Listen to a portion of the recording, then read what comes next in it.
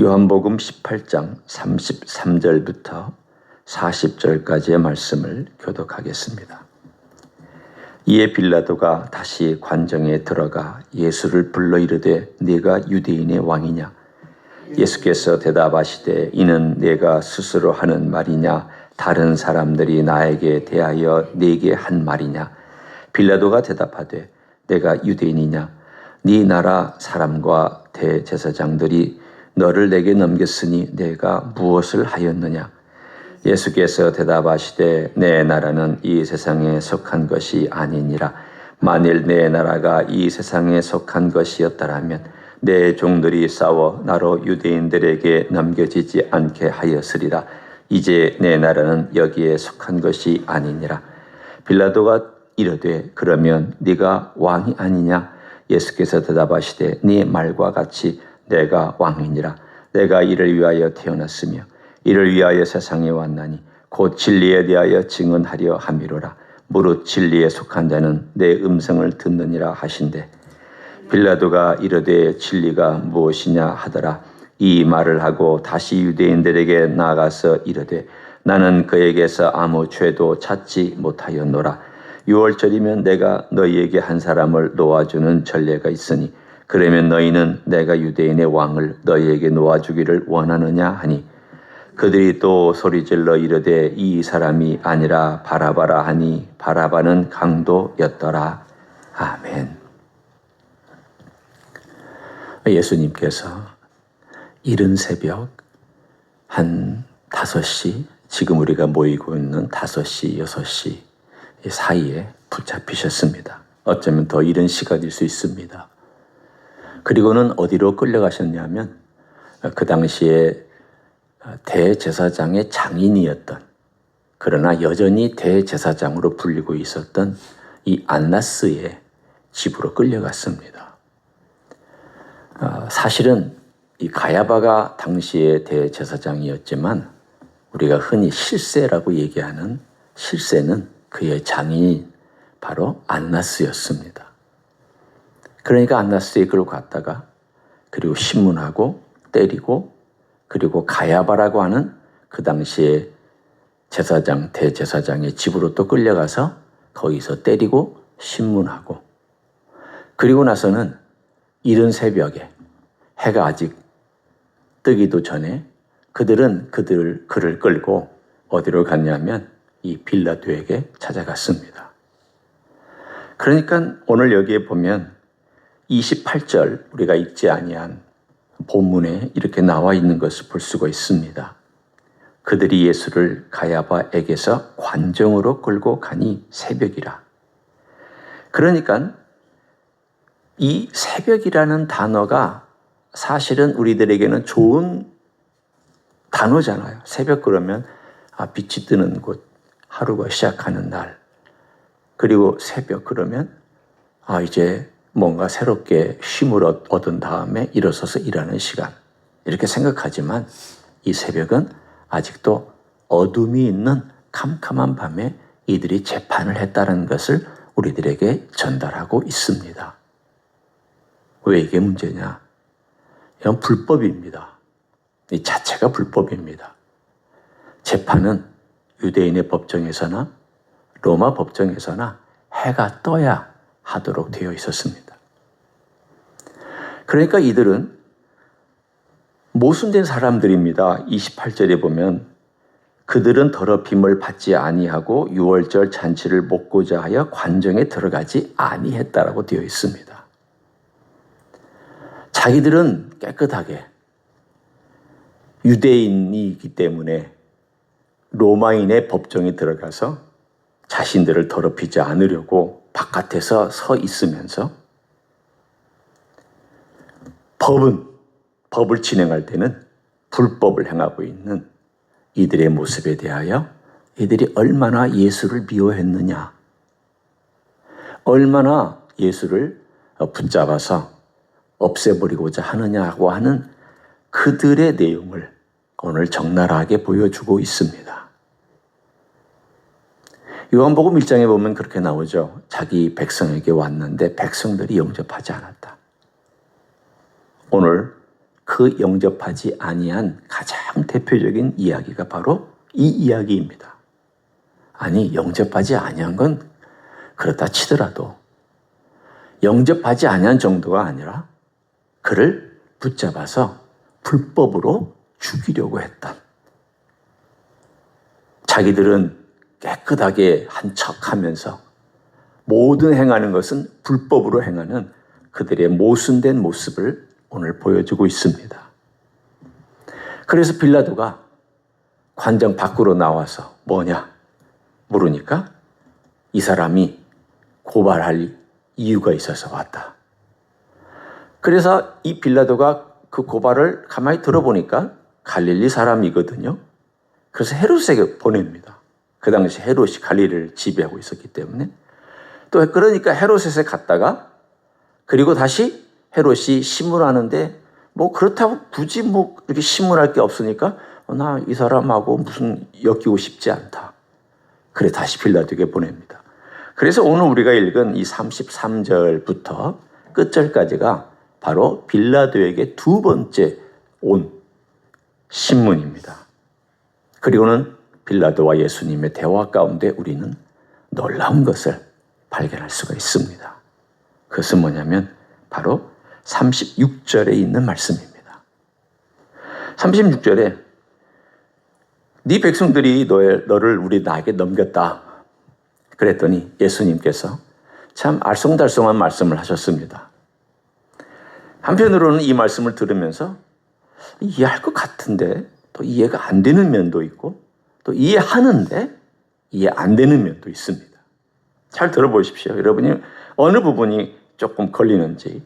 예수께서 대답하시되 내 나라는 이 세상에 속한 것이 아니니라. 만일 내 나라가 이 세상에 속한 것이었더라면 내 종들이 싸워 나로 유대인들에게 넘겨지지 않게 하였으리라. 이제 내 나라는 여기에 속한 것이 아니니라.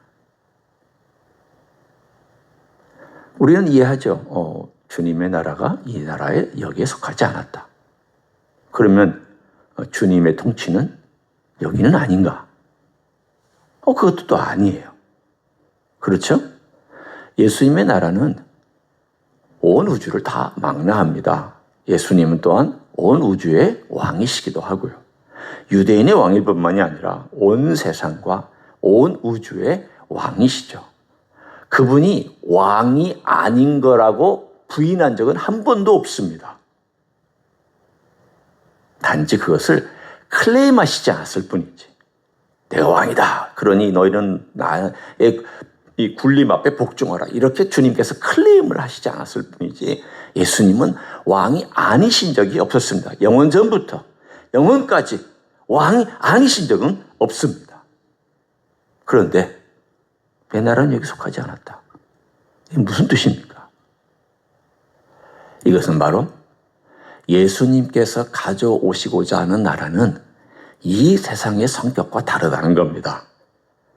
특별히 이 세상을 지배하고 있는 사탄의 나라의 방식과 다르기 때문에 지금은 내가 이 나라에 대하여 내가 왕이라고 직접 눈에 보이는 가시적인 통치를 하는 게 아니다. 지금은 이 나라는 이 나라를 다스리는 이 세상을 다스리는 왕은 사탄이다. 그러나 나는 이 세상에 침투해서 들어간다. 예수님의 나라는 이상한 나라입니다. 지금도 이 보이는 현장에서도 이상한 나라고 지금도 이상한 나라입니다. 왜 이상한 나라인가 하면 이 세상에서 가지고 싸우는 무기하고는 전혀 다른 무기를 가지고 싸우기 때문입니다. 이 세상이 뭘로 싸웁니까? 무기로 싸우죠. 조직으로 싸우죠. 프로그램으로 싸우죠. 그리고는 돈으로 싸웁니다. 명성으로 싸웁니다. 사탄이 제일 많이 이용하는 것들 아닙니까? 돈과 무기와 그리고 권력과 권세와 명예와 유명한 것들과 인기와 이런 것들로 사탄은 무기를 삼아서 싸웁니다. 그런데 예수님 말씀합니다. 나는 그런 것이 아니야. 내 나라는 그런 걸로 싸우는 것도 아니야. 만일 그런 걸로 싸웠다면 나는 얘네들하고는 비교 안 되는 파워를 가지고 있어. 내 파워는 내 종들이 싸워도 이기는 파워야. 내가 나서지 않아도 내 종들이 넉넉히 싸워서 이길 수 있는 그런 파워를 나는 가지고 있지만 난 그거 사용하지 않아. 예수님께서 쓰시는 무기를 한 가지를 오늘 암시하고 있습니다. 세상은 다양한 무기를 쓰지만 예수님은 딱 한 가지를 씁니다. 지금도 쓰시는 무기죠. 이 세상은 수많은 무기를 가지고 평화를 가져오려고 하지만 예수님은 딱 하나만 가지고 은근히 은밀하게 그리고 조용히 이 세상에 침투해서 들어가고 있습니다. 그 무기는 사랑입니다. 이게 무슨 무기입니까? 무기 같지도 않죠. 그러면 사랑이 무기라고 그러면 아마 그 말 자체가 모순되죠. 사랑은 무기가 아니니까. 그러나 제가 지금 이 세상에 무기하고 대조시키려고 굳이 쓰는 단어입니다. 예수님 지금 무기력하게 잡혀 들어가고 계시죠?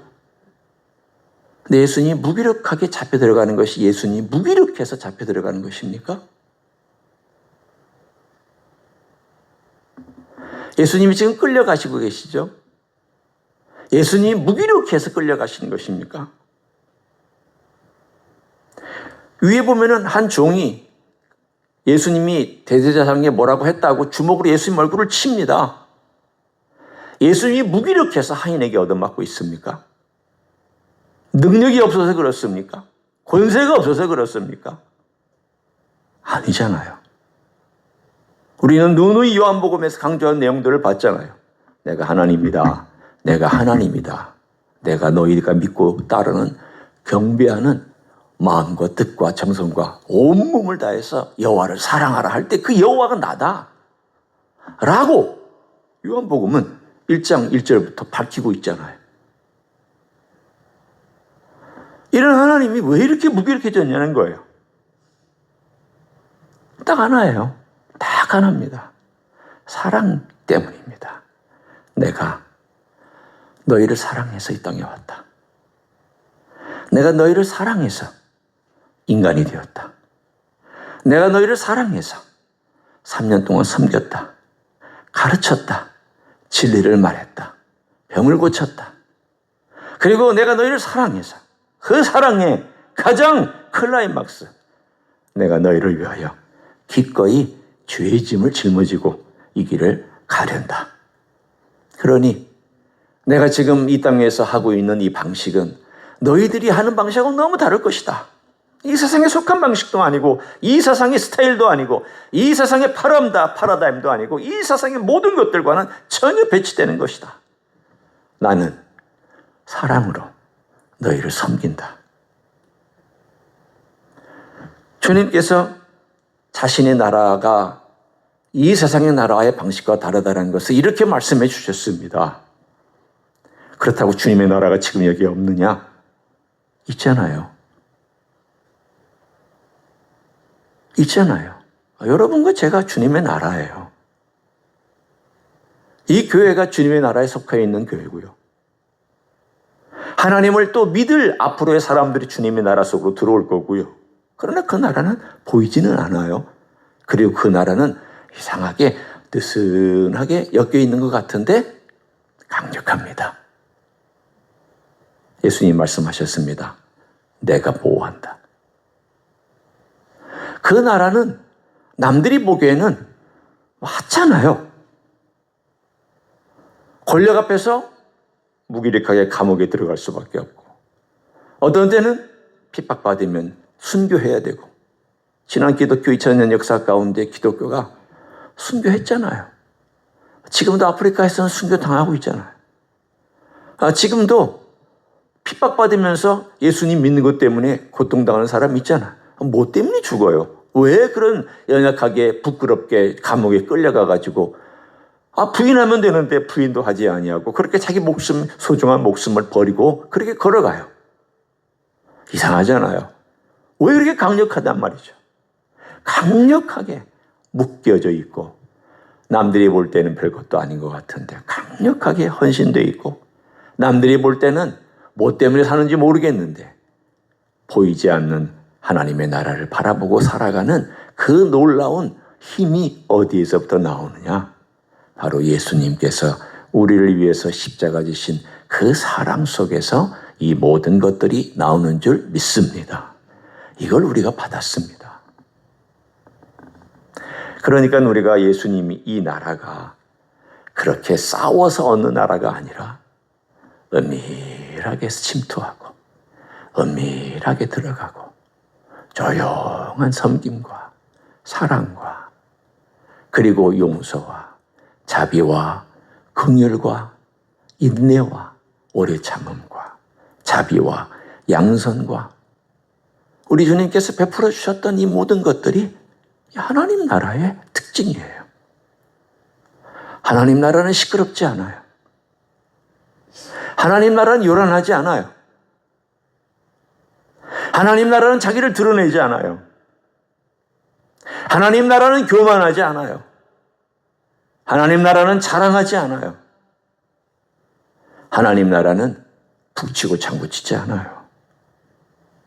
하나님의 나라는 은밀하며 조용하며 섬기며 때로는 눈물을 흘리며 때로는 침묵 가운데 고민하며 때로는 기다려야만 하며 때로는 가슴 아파하며 때로는 왜 이럴까?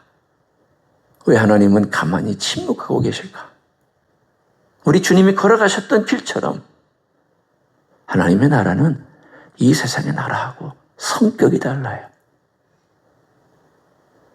우리는 그 둘 사이에서 늘 싸우죠. 세상 나라처럼 하고 싶어 해요. 우리도. 한편으로는 내 안에서는 그런 충동도 있고 그런 마음도 있지만 그러나 다시금 주님 가신 길은 그런 길이 아니기 때문에 우리가 이 세상 나라 방식대로 하지 않고 주님의 나라의 방식대로 살게 해주시고 주님이 걸어가셨던 그 길을 따라서 저희도 걸어갈 수 있도록 은혜를 베풀어 달라고. 누가 그 이 길을 걸어가느냐? 우리 주님께서 거기에 답을 해주셨어요.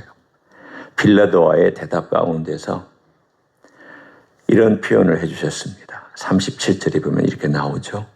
빌라도가 이르되 그러면 네가 왕이 아니냐? 예수께서 대답하시되 네 말과 같이 내가 왕이니라. 내가 이를 위하여 태어났으며 이를 위하여 세상에 왔나니 곧 진리에 대하여 증언하려 함이로라. 무릇 진리에 속한 자는 내 음성을 듣느니라. 듣느니라. 주님의 음성을 듣고 주님을 왕으로 모시는 사람은 지금도 그때도 왕이셨지만 지금은 더더군다나 하늘에서 다스리시는 왕이시잖아요.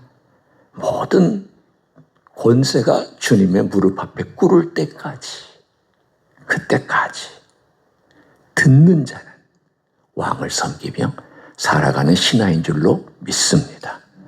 오늘 하루도 주님의 음성을 들으며 그분 앞에 무릎 꿇고 그분을 섬기는 여러분 되시길 예수님의 이름으로 간절히 축원합니다. 기도하겠습니다. 하나님 감사합니다. 신의 산에서 하나님 내려오셨을 때에 천둥과 번개와 깜깜함과 큰 나팔과 사람들의 마음을 울리고 떨리고 두렵게 하고 공포스럽게까지 하게 하는 그런 크심으로 내려오셨는데 우리 예수님께서 이 땅에 오실 때에는 전혀 그와 딴판으로 조용하게 이스라엘 백성 중에 겨우 가난한 몇 사람, 그 부모, 동방박사 그 정도밖에는 알지 못하는 은밀하게 내려오심을 우리가 듣고 감사를 드립니다. 사랑으로 섬겨주시기 위해서 그렇게 은밀하게 내려오셨고 우리 예수님은 그렇게 섬겨주셨고 그렇게 걸어가셨고 주님의 나라가 어떤 나라인지를 주님의 이 십자가 고난의 사건을 통하여 우리들에게 말씀해 주시니 감사를 드립니다. 사랑이라고 하는 가장 위대한 무기, 사랑이라고 하는 그야말로 이 세상을 점령할 수 있는 가장 크고 가장 강력하고 가장 위대한 것을 통하여 우리를 찾아와 주신 것 감사합니다. 주님, 그 사랑으로 우리도 살게 해주시고 그 사랑으로 섬기게 해주시고 그 사랑, 예수님의 사랑을 가지고 오늘도 걸어가는 하나님의 종들이 되게 하여 주시옵소서.